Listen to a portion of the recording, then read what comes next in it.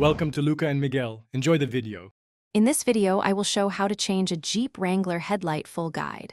Start by parking on level ground, disconnecting the battery, and gathering tools like a screwdriver, socket set, and replacement bulb.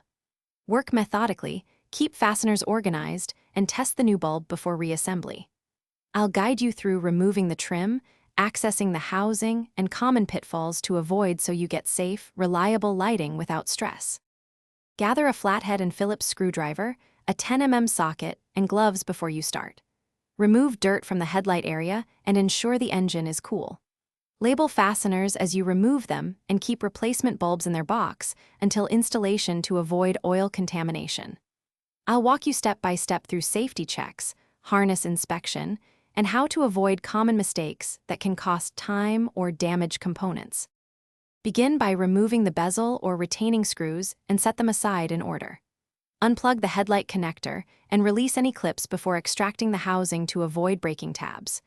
Replace the bulb by handling only the base, not the glass, then seat it firmly and reconnect the harness.